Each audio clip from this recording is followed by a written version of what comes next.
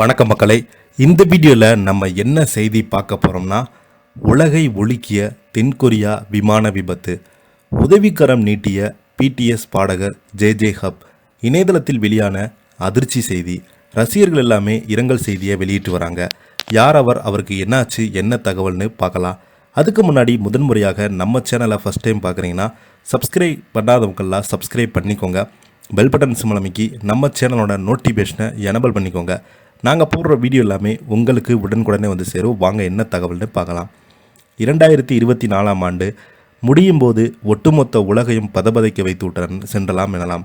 சரியாக கடந்த வாரம் ஞாயிற்றுக்கிழமை தென்கொரியாவில் உள்ள மூவான் விமான நிலையத்தில் ஏற்பட்ட விமான விபத்தில் 179 பேர் பரிதாபமாக உயிரிழந்து போனாங்க. இந்த விபத்தில் உயிரிழந்தவருக்கு புகழ்பெற்ற பாடகர் பிடிஎஸ் ஜே ஹப் உதவிக்கரம் நீட்டியுள்ளார். 2024 ஆண்டின் கடைசி ஞாயிற்றுக்கிழமை ஒட்டுமொத்த உலகமும் கொண்டாடி கொண்டிருந்த போதுதான் இணையதளத்தில் அனைவருமே பதபதைக்கு வைக்கும் வீடியோ ஒன்று வேகமாக பரவ ஆரம்பித்தது. அந்த வீடியோவில் தென்னிந்தியாவின் மிக முக்கியமான விமான நிலையமான மூவான் விமான நிலையத்தில் தரையிறங்கும் போது ஏற்பட்ட விபத்தில் மொத்தம் 179 பேர் உயிரிழந்து போனாங்க. தாய்லாந்திலிருந்து தென்கொரியாவுக்கு சென்ற அந்த விமானத்தில் பயணிகள், ஊழியர்கள் என மொத்தம் 189 பேர் பயணம் செய்தாங்க. ஆனால் அவர்களிடம் 2 பேர் மட்டும்தான் உயிர் தப்பியிருக்காங்க. விமான விபத்து தொடர்பாக காட்சிகள் இணையதளத்தில் பார்த்ததுமே இணையவாசிகள் உயிர் சேதம் எதுவும் இருக்கக்கூடாது என வேண்டிக் கொண்டே இருந்தாங்க.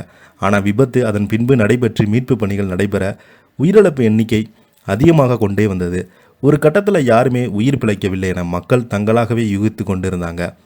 விமானத்தில் பணிப்பெண்ணாக பணியாற்றிய இருவர் மருத்துவமனையில் அனுமதிக்கப்பட்டதில் அவர்கள் அபாய கட்டத்தை கடந்து விட்டதாக மருத்துவர்கள் கூறியிருக்காங்க.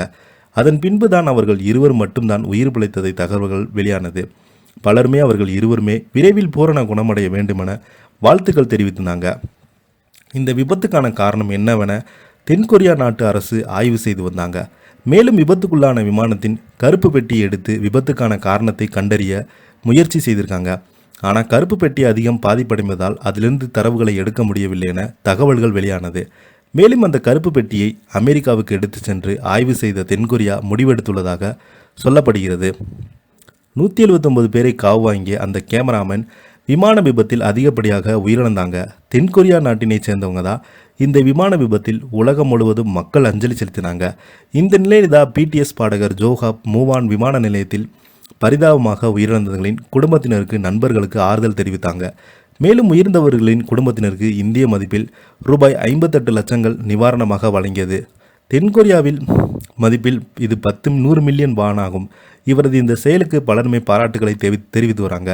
பலருமே விமான விபத்தில் உயிரிழந்தவன் குடும்பத்துக்கு உதவ முன் வந்திருக்காங்க. இதை பற்றி நீங்கள் என்ன நினைக்கிறீங்க? கீழே உள்ள கமெண்ட் பாக்ஸில் மறக்காமல் பதிவிடுங்க. இந்த வீடியோ உங்களுக்கு பிடிச்சிருந்தால் லைக் பண்ணுங்கள், ஷேர் பண்ணுங்கள். நன்றி, வணக்கம்.